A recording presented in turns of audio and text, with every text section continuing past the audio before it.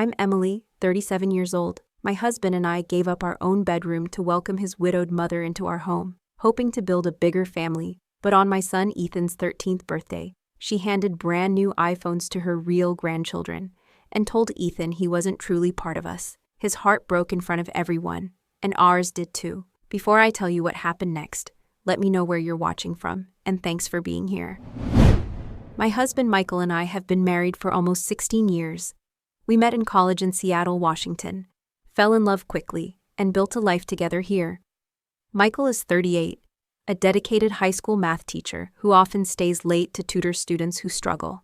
He has this calm, patient energy, always the peacemaker, always the one who tries to smooth things over.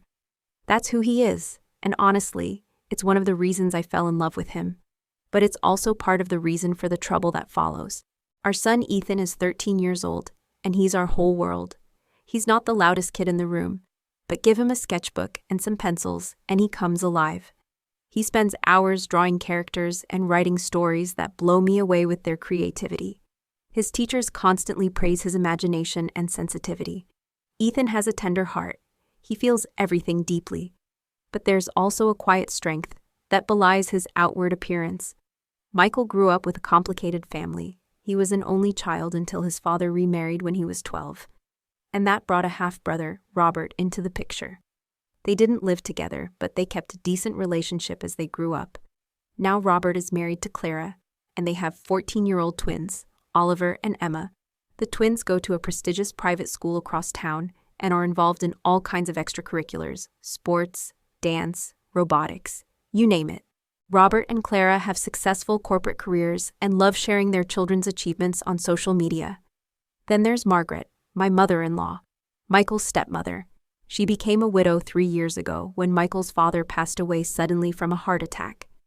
After selling her home to cover medical expenses, she told us she couldn't manage on her own financially. And Michael, being the caring son he is, immediately offered her a place in our home. I had my hesitations, but I told myself, family helps family, right? So we prepared for her arrival. We even renovated our guest room to make her comfortable, but when Margaret arrived, she wrinkled her nose at it and said she would prefer the master bedroom, our bedroom, because it was brighter and better suited for someone her age. And here's the part that still stings.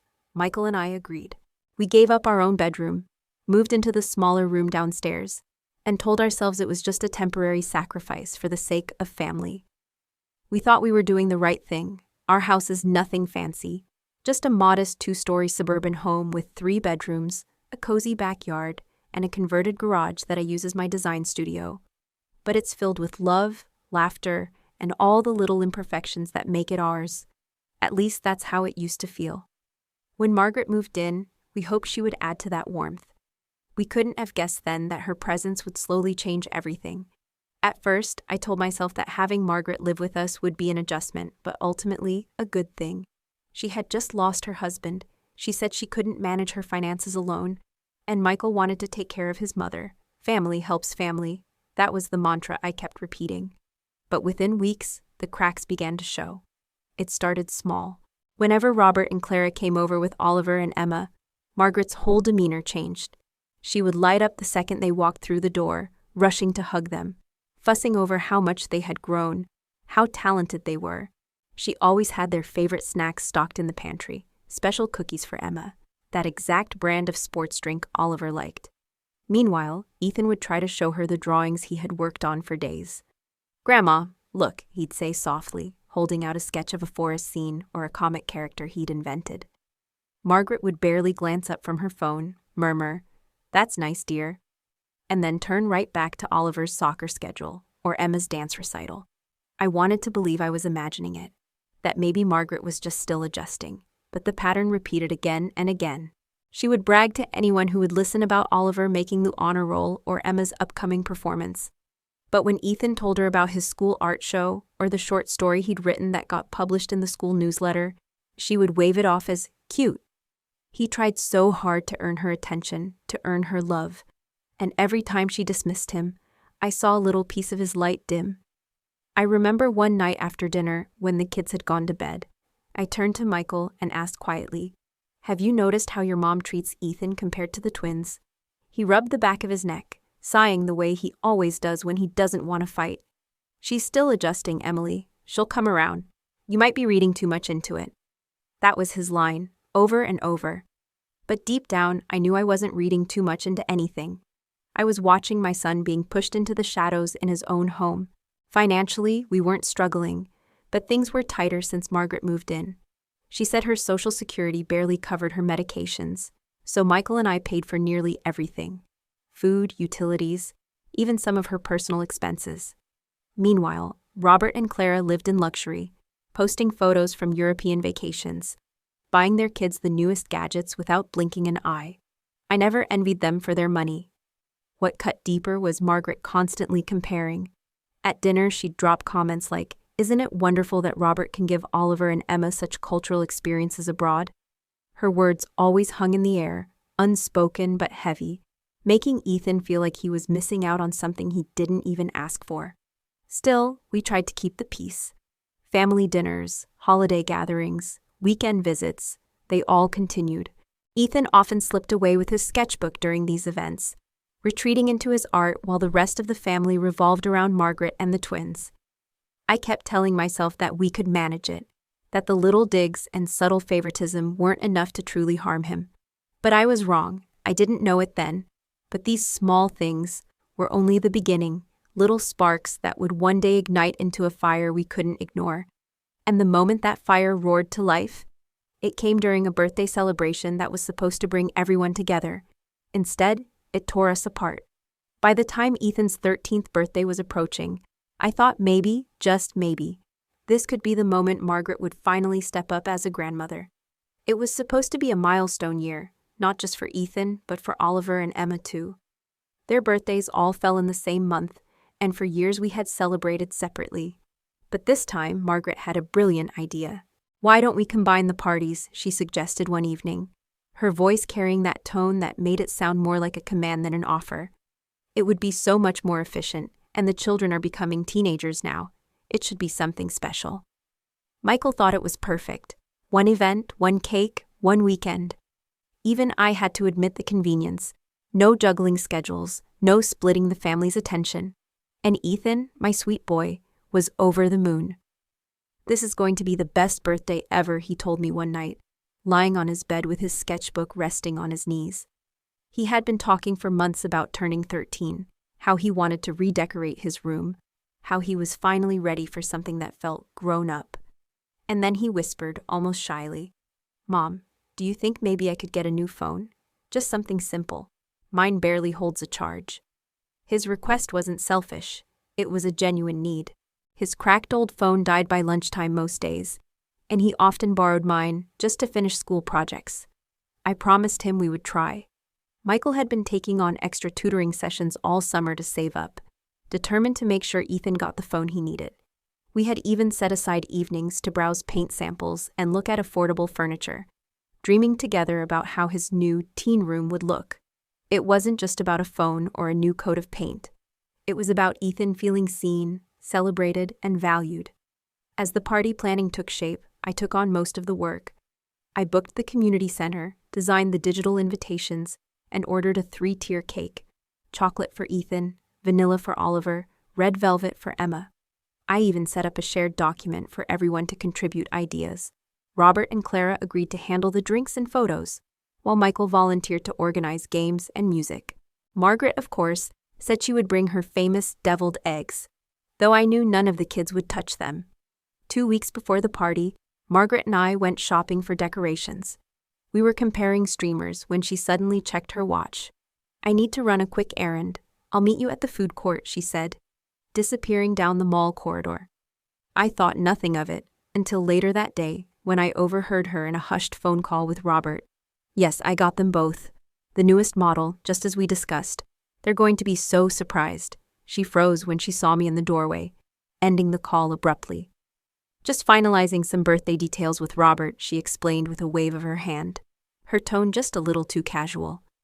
My stomach sank, but I didn't press. That night during dinner, Ethan shared his birthday wish list: art supplies, some new books, and maybe a new phone if we could swing it. He looked hopefully at his grandmother, waiting for even a flicker of interest. Margaret didn't look up from her plate. Art supplies. How nice, she muttered flatly. But when Michael mentioned Oliver's upcoming soccer tournament, her whole face lit up. Oh, is Oliver still playing forward? He's so talented. And Emma's recital is coming up, isn't it? Her voice brimmed with excitement. I saw Ethan's face fall, his shoulders curl in slightly before he forced a small smile. Still, he kept his optimism about the party. In the evenings, he helped me cut out photo decorations and string fairy lights. He told me he couldn't wait to see his friends, to eat cake, to finally feel like he belonged in the spotlight. And as I tucked him into bed the night before the big day, he whispered, "Tomorrow's going to be amazing, Mom." I squeezed his hand, praying with everything in me that it would be true. But what none of us knew then, what none of us could have prepared for, was that tomorrow would become the day Ethan's heart broke in front of everyone he loved. The morning of the party felt like it had been dipped in gold. Sunlight streamed through the windows, the air crisp but warm, the kind of September day that made everything feel possible. Ethan woke up before his alarm, his excitement too big to contain. He had picked out his outfit days before, a light blue button-down shirt, dark jeans, and the silver watch Michael and I had given him on his actual birthday earlier that week. He stood in front of the mirror, adjusting his collar nervously. "Do I look okay, Mom?" he asked. I smiled and told him the truth. "You look amazing, every bit like the teenager you are now." He grinned shyly, cheeks pink with pride. We arrived at the community center early to set up. Michael busied himself with the sound system, testing playlists and adjusting the microphone, while Ethan helped me hang fairy lights across the walls.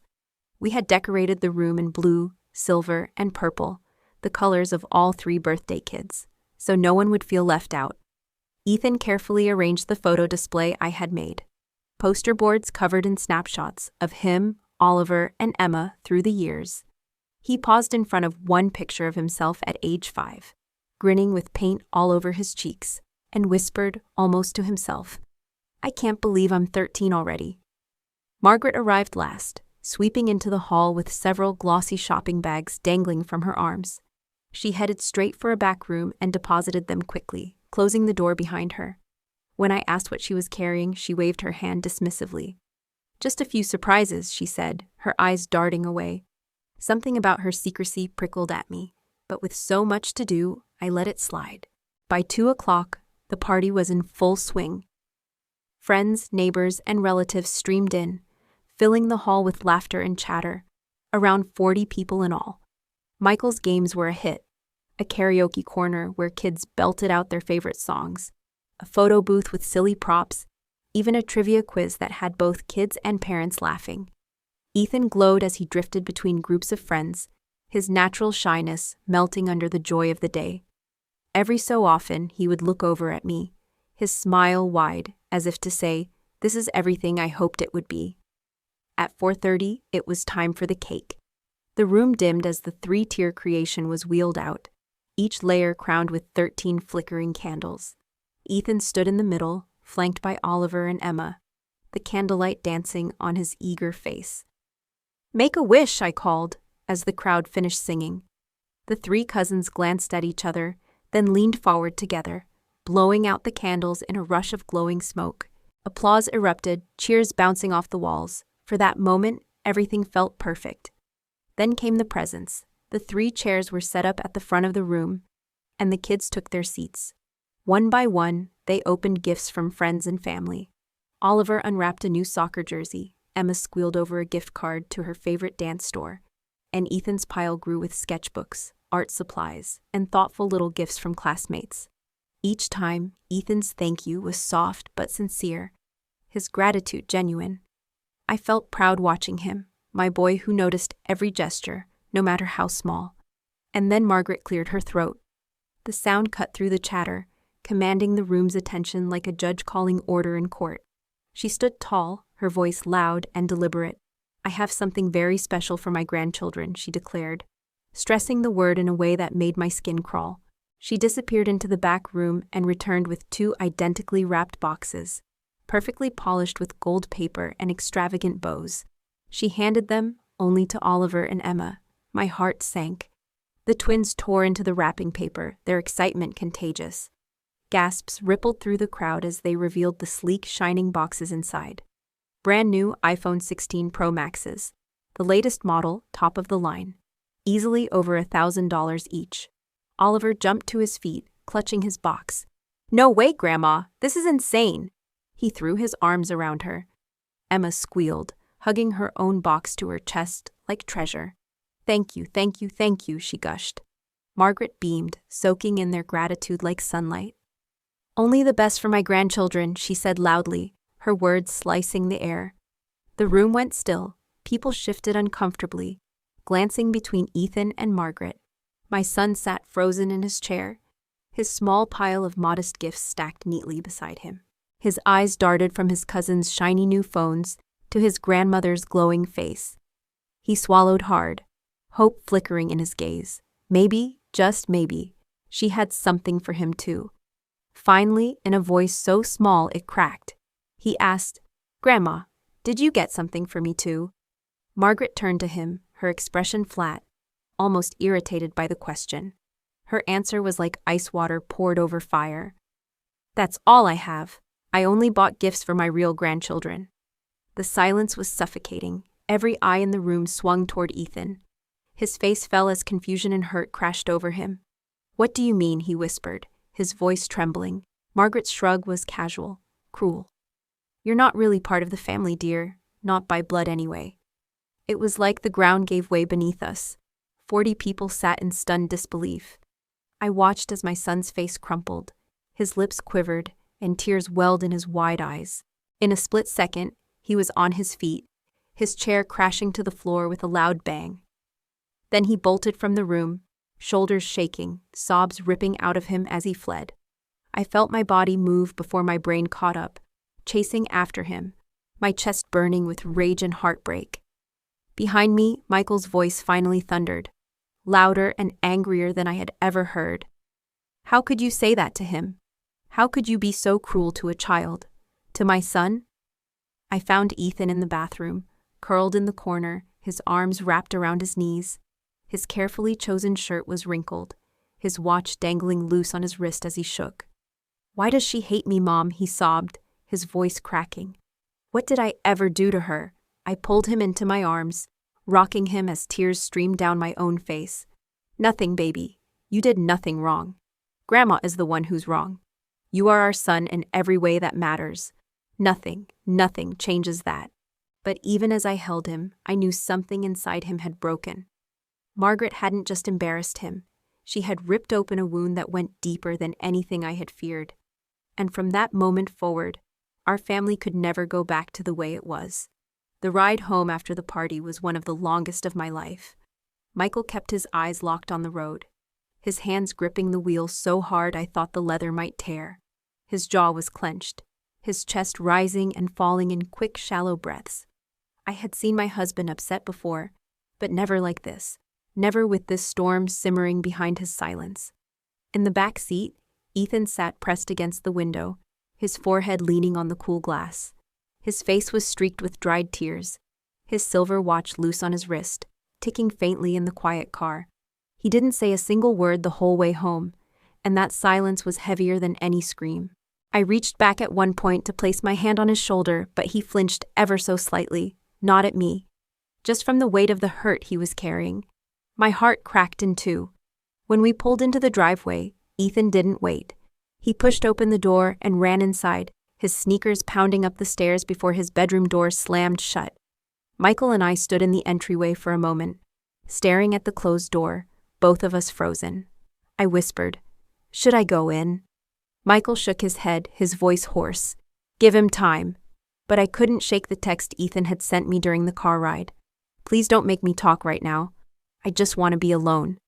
Those words, so raw, so grown up for a 13-year-old, haunted me. He shouldn't have to process this kind of cruelty at all, let alone by himself. That night, downstairs in the cramped bedroom we had given ourselves after Margaret demanded the master suite, Michael and I finally broke. My voice trembled with rage and grief as I paced back and forth. "I told you, Michael. I told you she was treating him differently. I told you months ago, and you kept saying she'd come around. She didn't come around. She humiliated him in front of everyone we know." Michael sat on the edge of the bed, elbows on his knees, his head buried in his hands. His voice was muffled when he said, "I know, I didn't want to believe it. She's my mom, Emily. I thought maybe I was protecting Ethan by keeping the peace. But I see now I wasn't protecting him at all. I failed him." He looked up, his eyes red and glistening. I should have stopped her a long time ago. Upstairs, the faint sound of muffled crying leaked through Ethan's door. Around 11, I couldn't take it anymore. I knocked softly. "Sweetheart, it's Mom. Can I come in?" There was a pause, then the quiet click of the lock. When I opened the door, my chest tightened. Ethan was curled up on his bed, his knees drawn to his chest, clutching the stuffed bear he had pretended to outgrow years ago. His hair stuck to his damp forehead, his face blotchy from crying. He looked up at me, his voice cracking. "Mom, is it because I'm not really yours? Is that why Grandma doesn't love me?" The words shattered me. I sat down beside him, pulling him close, tilting his chin so he had no choice but to look into my eyes. "Listen to me. You are mine. You are your dad's. You are our son, Ethan. Completely, forever, in every way that matters. Grandma is wrong, so wrong. Her words say everything about her, and nothing about you. You are loved, more than you will ever know." He nodded, but I could see it, the seed of doubt planted in his heart. It would take more than words to undo that kind of wound. Over the next few days, the change in him was impossible to ignore. Ethan stopped sketching. The sketchbook that was usually glued to his hands sat untouched on his desk, collecting dust. At dinner, he pushed food around on his plate, barely eating. When he did come downstairs, he avoided Margaret's eyes completely, moving like a ghost through his own home. Then, on Wednesday, I got a call from the school counselor, Mrs. Jensen. Her voice was kind but worried. "Ethan has been unusually withdrawn this week. His English teacher said he hasn't turned in his assignments. He's quiet in class, barely participates. This is very unlike him. Did something happen at home that I should be aware of?" My throat tightened. I wanted to tell her everything, but all I could manage was, "Yes, something happened. We're working on it." Meanwhile, Margaret carried on as if nothing had happened. The morning after the party, she came downstairs in her robe, poured herself a cup of coffee, and said, "This is too strong. Didn't we agree I like it mild?" as though her cruel words had never been spoken. When Michael finally confronted her, his voice low and tight, "Mom, we need to talk about what you said to Ethan." She waved her hand dismissively. "Oh, children are just too sensitive these days. In my time, we toughened up." "Toughened up?" I snapped before I could stop myself. "You told a 13-year-old boy he isn't part of the family. That's not tough love, Margaret. That's emotional abuse." She met my eyes coolly and said, "Facts are facts. Oliver and Emma are my blood. Ethan isn't. I can't be expected to feel the same way about him." Later that day, while folding laundry, I found something that made my blood run cold. In the pocket of Margaret's slacks was a folded receipt from an electronics store. I smoothed it out with trembling hands and read the numbers. 2 iPhone 16 Pro Maxes, purchased 2 weeks earlier, total $2,587. She had planned this. Not only had she chosen to exclude Ethan, she had orchestrated it weeks in advance. And she had the money all along. The same woman who told us she could barely afford her medication had secretly dropped thousands of dollars just to flaunt her favoritism. That night, dinner was unbearable. Ethan sat quietly, pushing peas around his plate, his appetite gone. Margaret filled the silence with chatter about Robert's promotion and Emma's dance program. When Ethan politely asked to be excused, she scoffed. "Running away again? No wonder you don't fit in. You're too sensitive, just like your mother." Ethan's eyes filled instantly, tears spilling over before he shoved his chair back and fled upstairs. The sound of his door slamming echoed through the house. Michael shot to his feet, his napkin falling to the floor. His face was flushed, his voice shaking with fury. "That's enough, Mom! Enough! You've gone too far." Margaret blinked innocently, her lips pursed. "I was only making an observation. He'll never survive in this world if you keep coddling him." But it wasn't an observation, it was a knife. And as I sat there in the deafening silence that followed, I realized something with crystal clarity. This could not continue. If we didn't act now, it wouldn't just wound Ethan. It would break him completely. That night, I couldn't sleep. I lay awake in the dark of our cramped downstairs bedroom, staring at the ceiling, listening to the faint creaks of the house. Michael had fallen into a restless doze beside me, but my mind spun in endless circles. Every word Margaret had spoken at the dinner table replayed in my head like a cruel echo. "You're too sensitive, just like your mother." And then Ethan's tear-filled eyes as he fled upstairs, the sound of his door slamming. Around 3 in the morning, I gave up on sleep. I slipped quietly out of bed, padded down the hallway, and sat at the kitchen table with my laptop open and a legal pad beside me. For hours I read everything I could about emotional abuse, family boundaries, and the lasting effects of toxic grandparents on children. Every article, every study, every word confirmed what my heart already knew. If we allowed Margaret to stay, we were allowing her to poison our son's sense of self-worth. By the time dawn broke, I had made up my mind. Margaret had to leave, not tomorrow, not next month, now. When Michael came downstairs, his tie half knotted and his eyes heavy with lack of sleep, he found me still at the table, surrounded by scribbled notes. He stopped in the doorway, studying me. "You've been up all night," he said quietly. I nodded. "Michael, we can't keep doing this. This isn't sustainable. She is destroying him. She is destroying us." He sank into the chair across from me, his face heavy with grief. "I know," he admitted. "I've been thinking about it too. She's my mother, but Ethan has to come first. There's really no choice anymore." That was the moment I knew we were united. For the first time, Michael stopped defending her and chose our son instead. It gave me the strength I needed. After Ethan left for school that morning, I waited until Margaret returned from her weekly grocery trip. She came through the door with 2 paper bags, humming as though nothing in the world were wrong. I helped her set the groceries on the counter, and then I said calmly, "Margaret, we need to talk." She raised an eyebrow, suspicious. "About what?" "About what you said at the party. About the way you've been treating Ethan." Her mouth tightened. "Oh, are we still on that? I thought we had moved past it." "No," I said firmly, my hands braced on the table. "We have not moved past it. You told a 13-year-old boy that he wasn't really family because he's adopted. You publicly humiliated him on his birthday. And since then, you've continued to tear him down in his own home." Margaret sipped her coffee, her tone cool. "I merely stated the truth. He's not my blood. Oliver and Emma are. It's a simple matter of genetics." I leaned forward, my voice low but unwavering. Family is not just DNA. Family is love, commitment, showing up. Ethan is our son in every way that matters. And your refusal to see that is cruel, outdated, and unacceptable. She sniffed, unbothered. Children these days are coddled too much. In my day, we toughened up. Perhaps if you raised him properly, he wouldn't be so sensitive.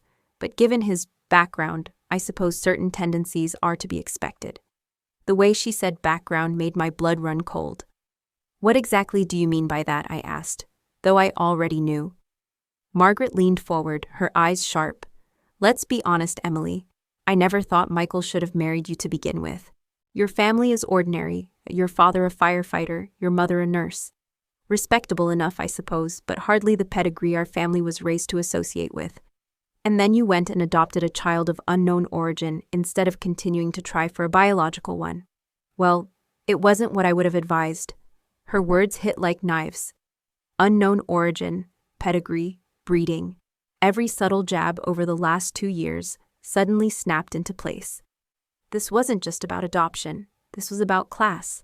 About her twisted idea of what made someone worthy of being in her family.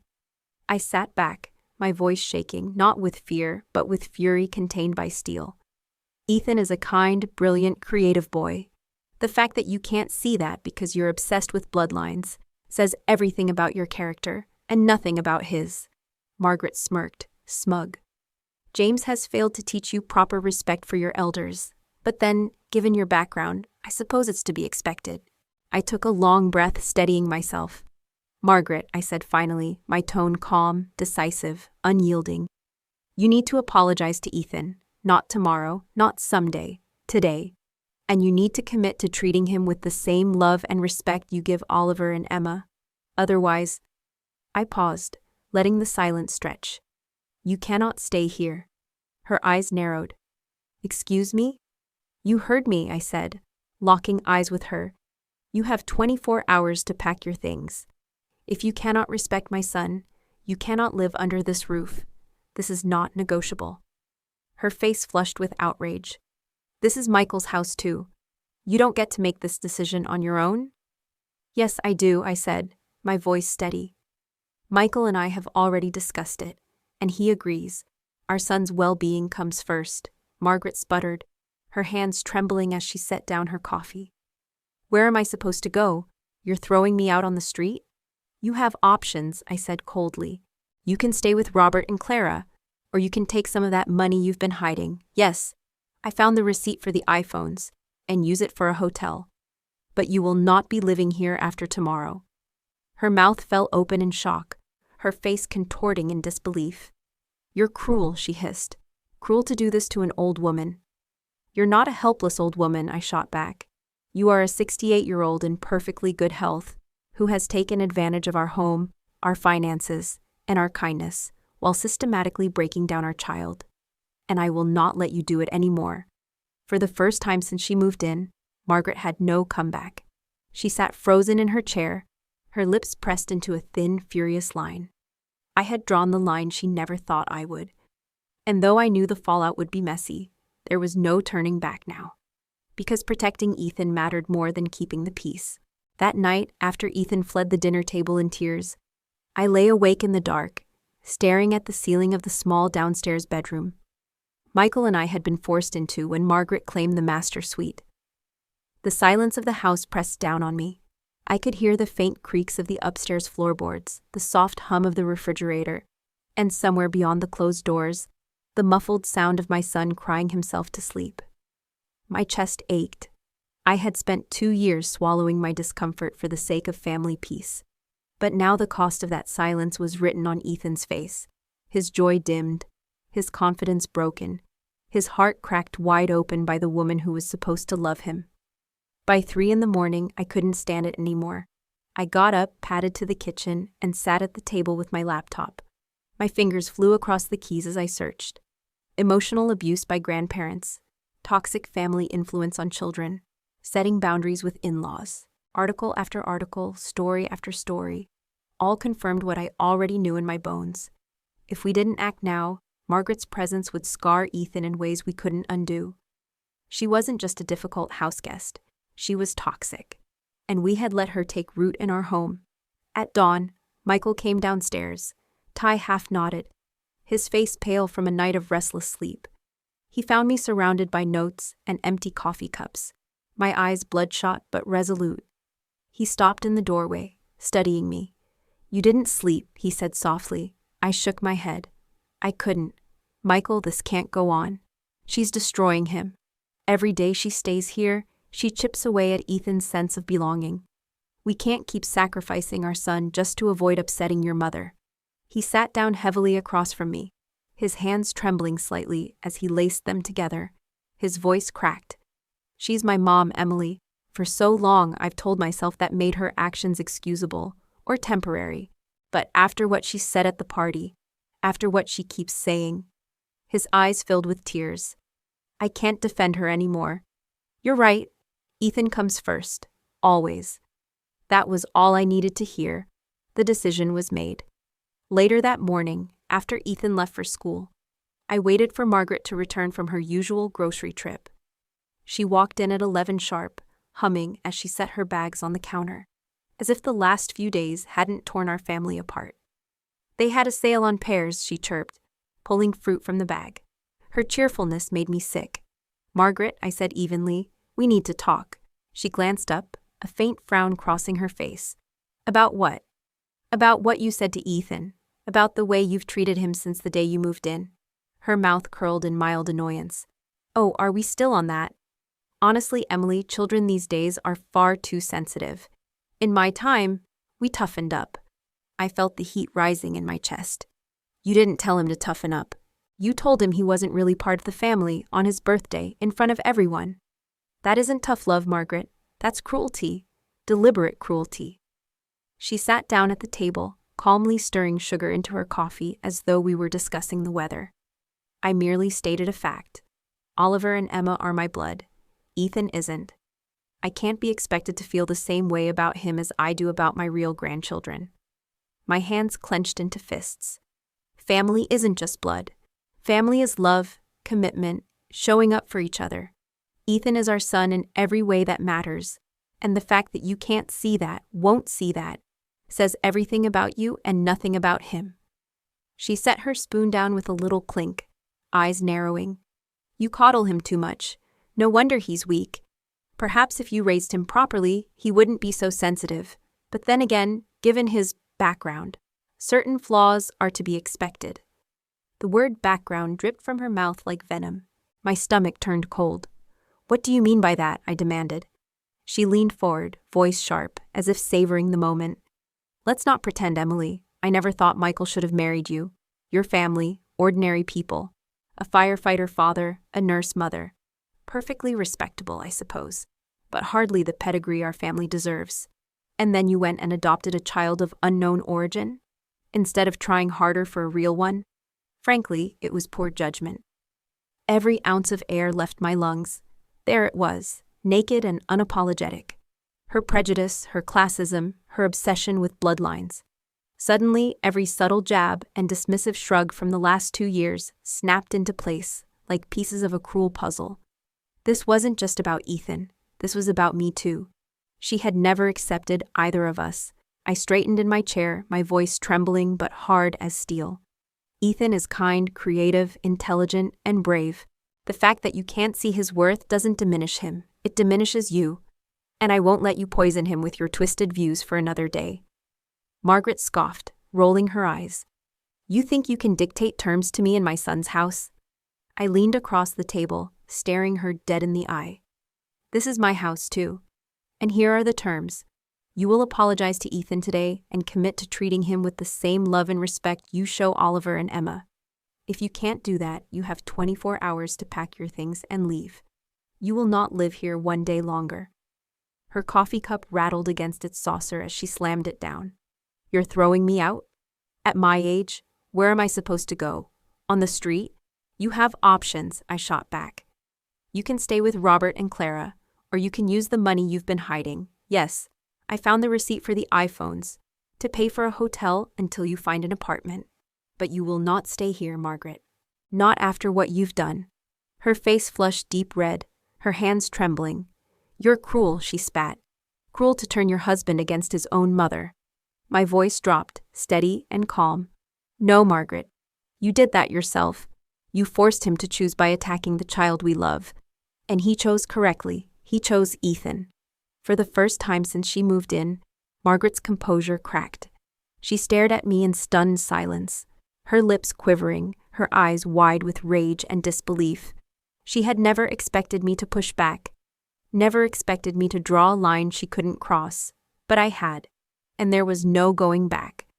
Margaret sat frozen at the kitchen table, her face blotchy with fury, her lips pressed into a hard line. Michael will hear about this, she snapped suddenly, pulling out her phone with shaking hands. He'll set you straight. I didn't move. I didn't flinch. Call him, I said coolly. He already knows. He agrees with me. But Margaret dialed anyway, her voice rising theatrically as soon as Michael picked up at school. Your wife has lost her mind. She's threatening to throw me out on the street after everything I've done for this family. Michael, you need to come home right now, and to my surprise, Michael did. 20 minutes later, the front door opened and he walked in, his expression grim, his shoulders heavy. Margaret rushed to him like a drowning woman reaching for a rope. Thank God you're here, she said, clutching his arm. Tell your wife she can't just evict me. This is your home too. Michael gently but firmly pulled his arm free. Mom, he said, his voice flat and serious. Is it true? Did you really tell Ethan he wasn't family because he's adopted? Margaret's eyes darted to me, then back to him. I merely stated the obvious. He's not my biological grandchild. You can't expect me to feel the same way about him as I do about Oliver and Emma. And what about what you said to Emily? Michael pressed, his jaw tight. That she came from the wrong background.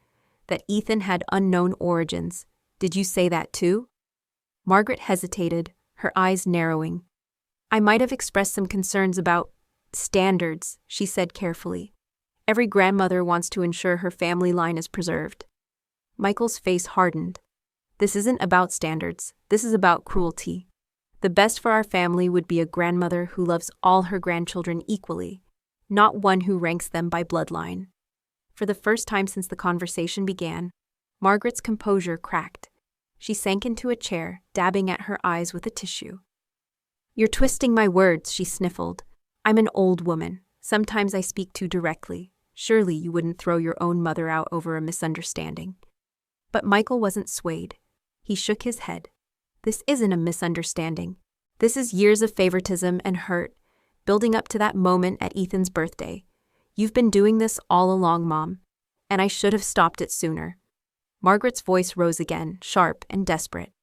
"I won't stay where I'm not wanted. I'll go to Robert's. He'll take me in. At least he appreciates me."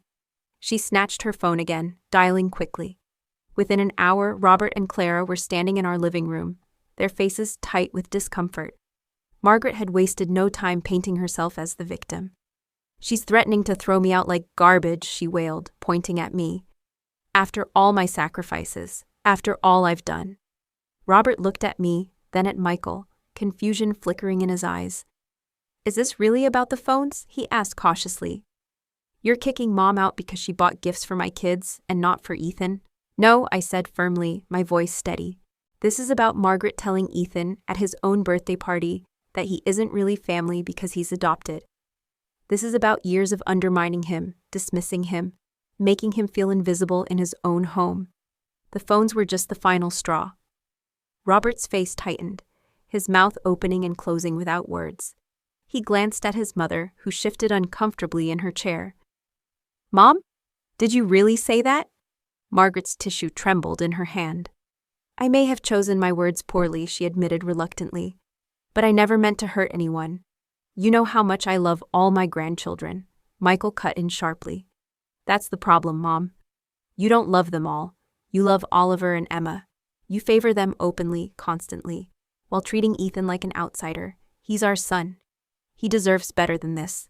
Clara, who had been silent until now, finally spoke up, her voice calm but firm. "I've noticed it too, Margaret. The way you talk about the kids, it's different. You praise Oliver and Emma for every little thing, but you barely acknowledge Ethan. He's a wonderful boy, and he deserves the same respect." Margaret's head snapped toward her daughter-in-law, eyes flashing. "So now you're ganging up on me too?" she demanded. "After everything I've done for this family," Michael's voice broke through, sharp and final. "What exactly have you done, Mom? You've lived here rent-free for 2 years. You've contributed almost nothing to the household, claiming financial hardship, while secretly spending thousands on gifts for Robert's kids. You've lied, manipulated, and hurt our son. That ends today."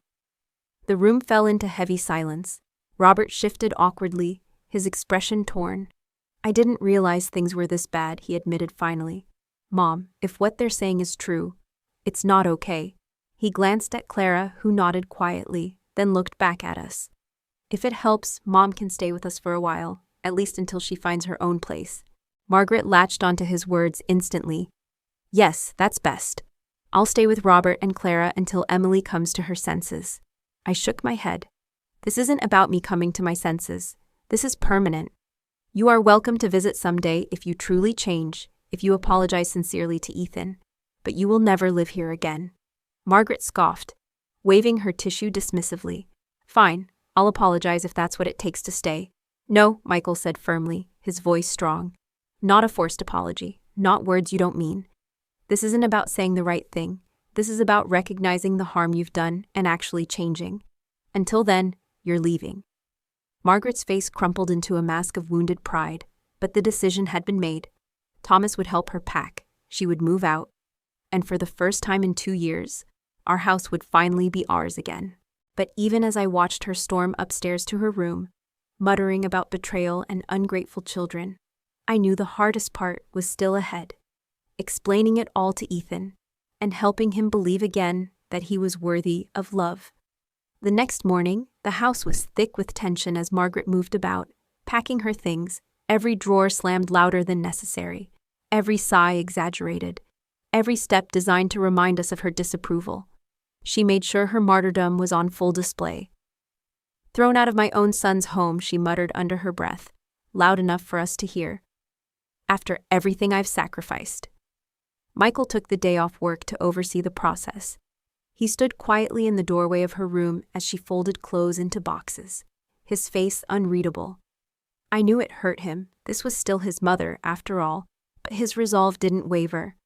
When she tried one last time, "Michael, surely you don't agree with this madness?" He shook his head firmly. "No, Mom, I do.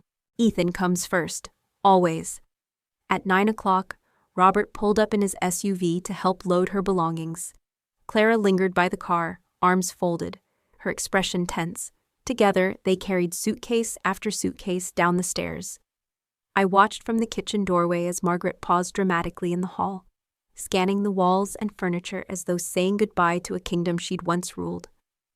Her eyes lingered on the master bedroom upstairs, the one she had demanded as her own, before she turned to me with a cold smile. "You'll regret this, Emily," she said softly, like a curse, but I didn't flinch. Not as much as Ethan would regret growing up in a home where he never felt loved. Ethan came downstairs just as Robert was closing the trunk on the last box. He froze in the doorway, confusion and caution flickering across his face. I knelt in front of him and spoke gently. "Grandma is going to stay with Uncle Robert and Aunt Clara for now," I explained. "Because of her choices, not because of you. None of this is your fault." His eyes welled up. "She's mad at me, isn't she?" Michael knelt beside me, placing a hand on Ethan's shoulder. "She's upset about the situation, but this is not because of you. This is because she treated you unfairly, and that's not okay. You deserve better." When Ethan whispered, "So she won't live here anymore?" I nodded. "That's right. This house is yours, your home, your safe place." He looked down for a moment, then back up at me with a tiny flicker of relief. "Good," he said softly. At 11, the SUV pulled away with Margaret in the passenger seat, her lips pressed into a tight, wounded line. Michael and I stood on the porch, watching the car disappear around the corner. He let out a long breath, his shoulders slumping. "I never thought I'd have to choose between my mother and my son," he admitted, his voice cracking. I squeezed his hand. "You didn't choose between them. She forced the choice. You simply chose right." Inside, the house felt different immediately. Lighter somehow. It was as if a storm cloud that had hung over us for 2 years had finally blown away. That evening, we sat down to dinner, just the three of us. For the first time in ages, the table was filled with laughter instead of tension. Ethan even told us about a funny story from school, unprompted, his smile shy but genuine. Later, Michael pulled Ethan close on the couch and said softly, "I owe you an apology. I should have seen this sooner. I should have protected you better." Ethan leaned against him, his voice small but steady. "It's okay, Dad. She's your mom. I get it." Michael kissed the top of his head. "Being complicated doesn't excuse hurting someone you love. You're the most important person in the world to us. We chose you, Ethan. We wanted you. And nothing will ever change that." That weekend, we made a deliberate choice to start fresh. We drove to the coast, built sandcastles, collected shells, and had dinner at a little seafood place overlooking the ocean. It wasn't extravagant, but it was everything we needed. A reminder that family wasn't defined by blood or tradition, but by love, safety, and the everyday moments of showing up for one another. The healing was only just beginning, but already I could see small sparks of the old Ethan returning. His laughter came more easily. He picked up his sketchbook again. He invited a friend over for the first time in weeks. Our home was slowly becoming what it had always been meant to be, a sanctuary.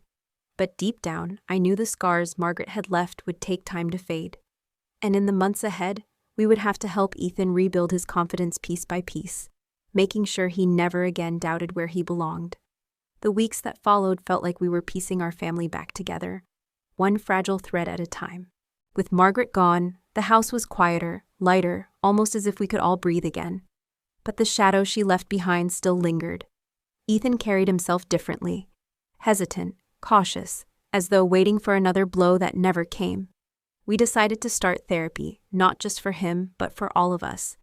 In our first session, the counselor looked at Ethan and said gently, "What happened to you wasn't your fault. It was wrong. And it's important we call it what it was. emotional abuse. Hearing those words out loud, validated by someone outside our family, seemed to lift something heavy from Ethan's shoulders. Slowly, he began to open up about the pain, the embarrassment, the feeling of never being enough. It was hard to hear, but it was necessary. Day by day, we saw glimmers of the boy we knew return.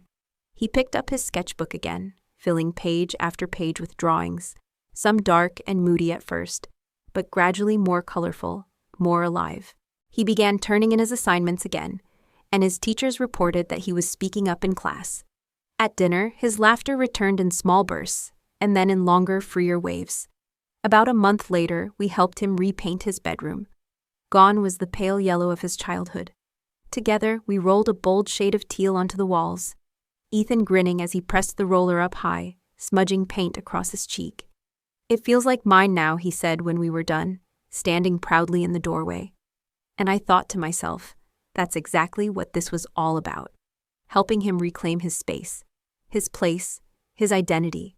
6 months later, Ethan's art teacher selected one of his watercolors for the district-wide student exhibition. The painting was haunting and beautiful. A young boy standing at a crossroads, paths stretching in different directions beneath a wide, uncertain sky. In the artist's statement, Ethan had written, "Sometimes the hardest choices lead you to the most beautiful destinations." I stood in front of that painting with tears in my eyes, overwhelmed with pride. He wasn't just healing. He was transforming his pain into something powerful.